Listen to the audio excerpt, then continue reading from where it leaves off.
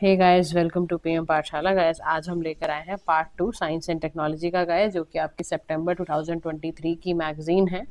उसका गाइस हम पार्ट खत्म कर रहे हैं, साइंस वाला। आज आपका पार्ट खत्म हो जाएगा साइंस वाला। पहला पार्ट आ चुका है, उसको ध्यान से सुन लीजिए, ठीक है। रिवाइज कर लीजिए लेक्चर्स को, क्योंकि साइंस का गाइस थोड़ा सा साइंटिफिक होता है, तो आपको थोड़ा उसको वीडियो लेक्चर्स आप सुनोगे तो उसमें आपको डेफिनेटली समझ आ जाएगा। गाइस, आज हम लेते हैं टॉपिक वेनेडियम का। देखो, रिसेंटली ना रिसर्चर्स थे जियोलॉजिकल सर्वे ऑफ इंडिया के, जिसको आपको पता है इसका headquarter geological survey of India का कोलकाता में है। 1851 में, यानी कि 1851 में इसको प्राइमरीली रेलवे के हिसाब से निकाला गया था, रेलवे डिपार्टमेंट को, क्योंकि कोल डिपॉजिट्स को फाइंड आउट करना था। तब इसका एस्टेब्लिशमेंट हुआ था जियोलॉजिकल सर्वे ऑफ इंडिया का। मिनिस्ट्री ऑफ माइंस के अंडर ये आती है। इसका काम क्या है? नेशनल जियो साइंटिफिक डेटा को अपडेट करना, क्रिएट करना, मिनरल रिसोर्सेज का असेसमेंट करना, एयरबॉर्न मरीन सर्वेस करना, ये सब इसके काम है। रीजनल ऑफिस के लखनऊ, जयपुर, नागपुर वगैरह में आपको देखने को मिलेंगे। रिसेंटली गाइज रिसर्चर्स ने एक डिस्कवर किया, जीएसआई ने, वेनेडियम को। एक क्रिटिकल मिनरल होता है जो गल्फ ऑफ खंबत में मिला है, गुजरात के अंदर। पहले इसको अरुणाचल प्रदेश में खाली पाया जाता था, ये मिनरल यहाँ पर भी मौजूद है और क्रिटिकल मिनरल है। अच्छा, इसके बारे में और सुन लो। एक इसमें टिटेनोमैग्नेटाइट ओर होती है, जो इसके वेनेडियम के अंदर होती है। इसके सैंपल भी आपको गल्फ ऑफ खंबत में देखने को मिले हैं। टिटेनोमैग्नेटाइट एक तरह का प्राइमरी सोर्स है, वर्ल्ड में 88% मिलता है ये। और मोल्टन लावा जब कूल हो जाता है तब इसकी फॉर्मेशन हो जाती है, ठीक है। अब जियोलॉजिकल सर्वे ऑफ इंडिया का मानना यह है कि जो डिपॉजिट्स गल्फ के आए हैं वो ड्रेन होके डेक्कन बसाल्ट से आए हैं। नर्मदा रिवर और तापी रिवर की वजह से ये बेसिकली निकल कर आया है। तो पहला रिपोर्ट किया गया ऑफशोर सेगमेंट इंडिया के अंदर, ठीक है। अब वेनेडियम के बारे में समझ लो। वेनेडियम एक केमिकल एलिमेंट है, इसका सिंबल होता है वी, एटॉमिक नंबर इसका 23 है। इसको ट्रांजिशन मेटल भी कहते हैं। ट्रांजिशन मेटल बेसिकली एक तरह का पीरियोडिक टेबल में ब्रिज और ट्रांजिशन का काम करता है मेटेलिक एलिमेंट्स के बीच में, ठीक है। अबेंडेंट एलिमेंट अर्थ क्रस्ट पे काफी मिलता है। रैंकिंग इसकी 22nd है, अपर कॉन्टिनेंटल क्रस्ट में मिलता है। क्रिटिकल मिनरल इंडिया की गवर्नमेंट ने इसको घोषित करा है। फ्री एलिमेंट है नेचर में, रेयरली एग्जिस्ट करता है, बट आपके 65 डिफरेंट मिनरल्स के साथ ये मिल सकता है। मैग्नेटाइट ये सब के साथ मिलता है। इसके साथ डिटेक्ट होता है स्पेक्ट्रोस्कोपली सन के रेज में और occasionally in the light of other star. इसकी फिजिकल प्रॉपर्टी क्या है कि अंडर स्टैंडर्ड कंडीशन ये हार्ड है, सिल्वर ग्रे मेटल है, डक्टाइल है। वायरस में इसको आप कन्वर्ट कर सकते हो, आप इसको कन्वर्ट कर सकते हो, इसको हैमर मारोगे तो थिन शीट बन जाएंगे। मतलब जो प्रॉपर्टीज आपने मेटल्स की पढ़ी है ना, बस वही सारी प्रॉपर्टीज इसमें भी हैं। इसमें कोरोजन भी, रेजिस्टेंट टू कोरोजन भी होता है। इसमें कोरोजन नहीं लगता, यानी कि इसमें जंग वंग नहीं लगता। ये पानी और ऑक्सीजन के साथ रूम टेम्परेचर में रिएक्ट नहीं करता, तो यानी कि इंपॉर्टेंट में। अब इसके रिजर्व देखो, सबसे ज्यादा आपको ब्राजील में इसके रिजर्व देखने को मिलेंगे। 1/4 है टोटल एक्सपोर्ट वहीं से रशिया, उसके बाद रशिया है, साउथ अफ्रीका है, उसके बाद चाइना के पास भी इसका 2022 में एक अच्छा रिजर्व देखने को मिला था। इंडिया का इसमें 2021 में, 2021 के अंदर अरुणाचल प्रदेश में पाया गया था। वेनेडियम को इतनी इंपॉर्टेंस क्यों दी जा रही है? देखो, क्योंकि ना इसके अंदर एनर्जी स्टोरेज की एप्लीकेशन होती है, ये एप्लीकेबल होता है वहां पर। जितनी भी आपकी रिडॉक्स फुल फ्लो बैटरीज हैं उसमें यूज होता है ये। रिचार्जेबल बैटरी के अंदर यूज होता है ये। रिन्यूएबल एनर्जी सिस्टम्स के अंदर यूज होता है ये। स्टील मैन्युफैक्चरिंग में यूज होता है, स्टील की प्रोडक्शन में, उसकी स्ट्रेंथ बढ़ाने में, हीट रेजिस्टेंस उसकी क्रिएट करने में, तो ये सारा। कैटलिस्ट की बात करोगे तो वेनेडियम कंपाउंड है, उसको कैटलिस्ट की तरह यूज करा जा रहा है in the production of chemical, plastic and other metals, ठीक है। न्यूक्लियर रिएक्टर्स की बात करोगे, जो वेनेडियम एलॉयज है ना, इसकी मदद से आपके नए नए न्यूक्लियर रिएक्टर्स भी बनते हैं। यानी कि इसके अंदर ना लो न्यूट्रॉन एब्जॉर्बिंग प्रॉपर्टी है, तो उसके साथ आप न्यूक्लियर रिएक्टर्स में भी इसका इस्तेमाल कर सकते हो। मेडिसिन में जो आपकी प्री डायबिटीज का जब ट्रीटमेंट के लिए यूज करते हो, दवाइयों में यूज कर सकते हो। एरोस्पेस एविएशन में भी यूज होता है, क्योंकि इसकी जो हाई स्ट्रेंथ है ना, इसकी जो लाइट वेट है, हाई हीट रेजिस्टेंट प्रॉपर्टी की वजह से इसको आप एविएशन इंडस्ट्री में बड़े आराम से यूज कर सकते हो। पिगमेंट में कोई सिरामिक बनाना हो, मेटलर्जी की रिड्यूसिंग एजेंट करने में इसका बड़ा योगदान होता है। अब इसके साथ देखो, फायदों के साथ साथ नुकसान भी होता है ना हर एक चीज का, तो इस मेटल का भी है। सबसे बड़ी दिक्कत है कि अगर आपने इसको ऑक्यूपेशनली कर दिया, एक्सपोज कर दिया, तो जो उसके ऑक्साइड्स हैं उसका ह्यूमन हेल्थ पे बड़ा टॉक्सिक इफेक्ट पड़ेगा। एनवायरनमेंट की दृष्टि से सॉइल पोल्यूशन, वाटर पोल्यूशन करेगा। सप्लाई चेन में ये प्रॉब्लम करेगा, तो जो फ्यू कंट्रीज है उनके साथ करेगा प्रॉब्लम। मतलब control its production and supply वो फ्यू कंट्रीज के पास ही होगा, तो वो फिर दूसरी कंट्रीज को भी डैमेज कर सकता है। लिमिटेड टेक्नोलॉजिकल डेवलपमेंट है अभी इसमें, इतनी बैटरीज बड़ी अर्ली स्टेज में है, तो आप अभी से कहना शुरू कर दो कि नहीं भाई बहुत अच्छा काम करेगा एनर्जी स्टोरेज का, तो इट्स नॉट लाइक दैट, ठीक है। अच्छा, उसके बाद आपका यहाँ पर बात कर रहा है, इसका कंक्लूडिंग फॉर्म में यही बोल रहा है कि देखो डिमांड इसकी डेफिनेटली इंक्रीज होगी क्योंकि इसकी यूजिबिलिटी बहुत है, ऊपर से ये रिन्यूएबल है, सस्टेनेबल है, highly safe energy storage system है, तो बहुत एक्साइटिंग टेक्नोलॉजी है। लेकिन अभी एकदम से आप उस पर बताओ, डोमेस्टिक डिमांड इनिशिएट करने से पहले इसकी रिसर्च एंड डेवलपमेंट वाले एफर्ट को ज्यादा कर लो आप, ताकि इसकी खामियां और आप सब कुछ आप उसकी हर तरीके से समझ पाओ। नेक्स्ट टॉपिक गाइस है वाई क्रोमोसोम्स के ऊपर। देखो साइंटिस्ट ने सक्सेसफुली ना सीक्वेंस किया है वाई क्रोमोसोम्स का एक लॉन्ग रीड सीक्वेंसिंग टेक्निक की मदद से। वाई देखो आपको पता है लास्ट ह्यूमन क्रोमोसोम है जो कि end to end telomere to telomere T to T इसको कहते हैं, सीक्वेंस किया गया था। टेलोमेर्स क्या होता है, डीएनए का स्ट्रक्चर से बनता है, प्रोटीन से बना होता है, और इसमें क्या पर प्रोटेक्ट किया जाता है क्रोमोसोम के एंड पार्ट को।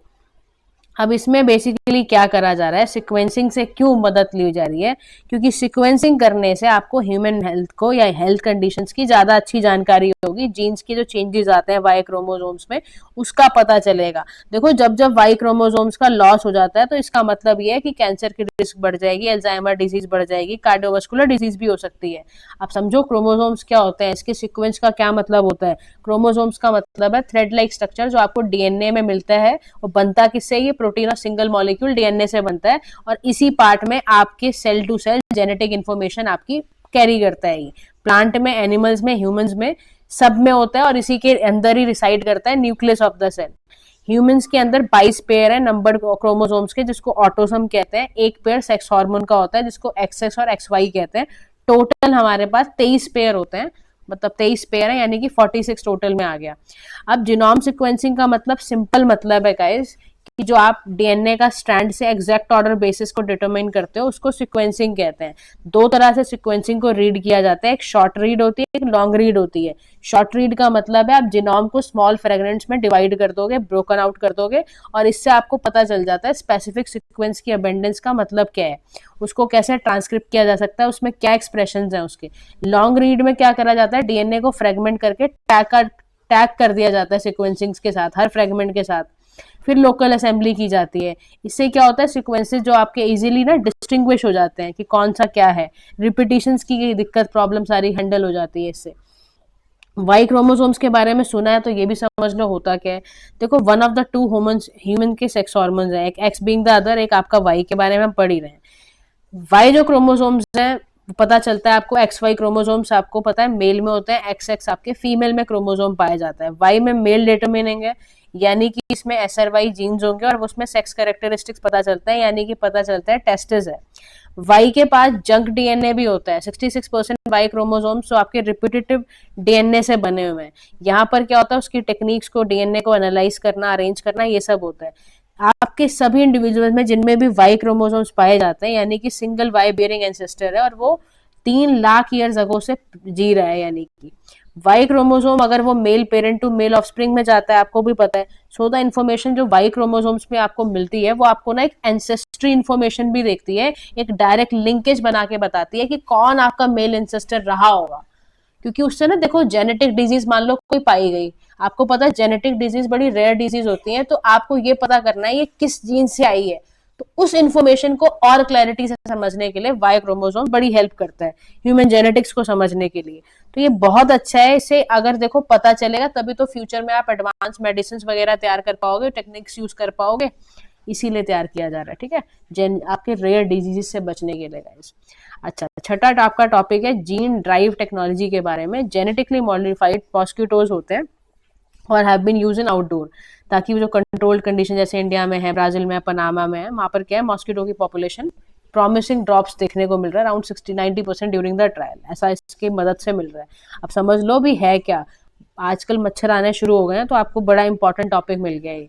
आपके जीनोम सीक्वेंसिंग टेक्निक्स को एडवांस किया जा रहा है, ठीक है, ताकि वो जेनेटिकली मैनिपुलेट कर पाए। आपको भी पता है जीन्स को मैनिपुलेट करके, एडिट करके, जीन ड्राइव टेक्नोलॉजी बेसिकली वही होती है, ताकि आप जो मॉस्किटोज आ रहे हैं उनके रिप्रोडक्शन को खत्म किया जाए और उसको तरीके से उनको रोका जाए।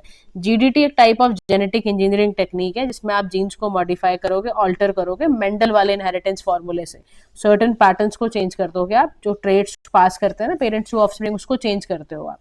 अब जीन ड्राइव में 3 कंपोनेंट होते हैं, जीन कैसे स्प्रेड हो रहा है, CS9 एंजाइम को कैसे कट करना है डीएनए को, एक क्रिस्पर टेक्नोलॉजी मैंने आपको बताया भी था, एक इसकी रिलेटेड वीडियो भी है, साइंटिफिक वीडियो है, clustered regularly interspaced short palindromic repeat उसको कहते हैं, रिपीटेटिव डीएनए सीक्वेंस है, डेवलप करा गया एज अ मेथड कि बैक्टीरियल जो इम्यून सिस्टम है उसको ब्रेक डाउन करके प्रिसाइज लोकेशंस में रखा जाए। CS9 एक एंजाइम होता है, मॉलिक्यूलर सीजर की तरह काम करता है, डीएनए को स्पेसिफिक लोकेशन पे कट करने का CS9 बड़ा अच्छा काम करता है।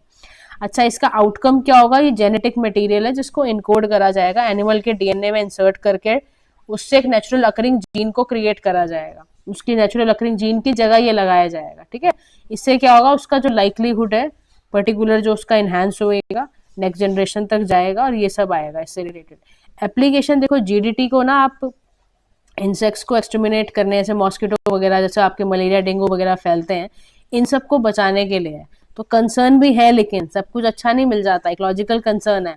आप अल्टीमेटली देखो नेचुरल चीजों के साथ डिस्टर्बेंस कर रहे हो तो फूड वेब तो हिलेगी, तो पोटेंशियल इकोलॉजिकल कॉन्सिक्वेंस है इसके। लीगली कॉन्सिक्वेंसेस क्या है? इंटरनेशनल बॉर्डर पे ये आउट ऑफ कंट्रोल तरीके से अगर यूज होने लग गया तो क्या होगा? You never know. जो gene drive could get out of control भी जा सकती है, और फिर आप हर जगह पे इस्तेमाल ना करने लग जाओ इस टेक्नोलॉजी का। इको सिक्योरिटी में बायो टेररिज्म आ सकता है, अदर कुछ मैलिशियस पर्पसेस के लिए यूज करा जा सकता है, विच इज वेरी अनएथिकल।